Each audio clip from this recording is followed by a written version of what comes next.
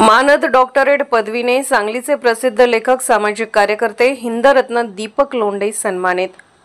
सांगली जिल्ह्याच्या मातीत घडलेले सुप्रसिद्ध साहित्यिक, कवी आणि सामाजिक कार्यकर्ते हिंदरत्न दीपक लोंढे यांना त्यांच्या अपार साहित्य सेवा आणि समाजसेवेची दखल घेत युनिव्हर्सिटी ऑफ कोलंबो आणि भारत ह्यूमन राईट फाउंडेशन यांच्या संयुक्त विद्यमाने मानद डॉक्टरेट या मानाच्या पदवीने गौरवण्यात आले।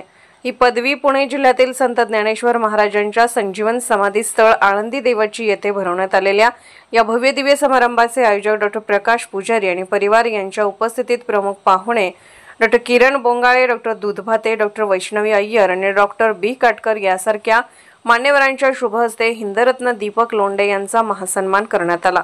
दीपगंगा भागीरथी बहुउद्देशीय सेवाभावी संस्था सांगली महाराष्ट्र राज्य या संस्थेचे संस्थापक, अध्यक्ष तथा साहित्यिक समाजसेवक हिंदरत्न दीपक लोंढे आणि त्यांची पत्नी अनाथांची माई म्हणून ओळखल्या जाणाऱ्या शारदा लोंढे यांनी मिरज येथे शारदा वृद्ध सेवाश्रम नावाने वृद्धाश्रम स्थापन केले असून शेकडो निराधार वृद्ध, मायबाप, अनाथ आणि वंचितांचे जीवापाड संगोपन केले आहे।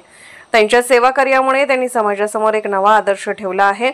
या सन्मानाबाबत बोलताना दीपक लोंढे म्हणाले, ही मानद डॉक्टरेट पदवी मी संपूर्ण देशवासियांसह माझ्या आई श्रीमती भागीरथी लोंढे, माझी आजी गंगूबाई थोरात आणि माझी सहचारिणी शारदा लोंढे यांना समर्पित करतो। माझ्या सेवा कार्याची पावती म्हणून मिळालेली ही पदवी मला मिळालेला सर्वोच्च मान सन्मान आहे। कार्यक्रमाचे सूत्रसंचालन गायत्री कुंदे यांनी केले, तर उपस्थित मान्यवरांचे स्वागत आणि आभार प्रदर्शन डॉ. आकाश पुजारी यांनी आणि त्यांच्या परिवाराने केले।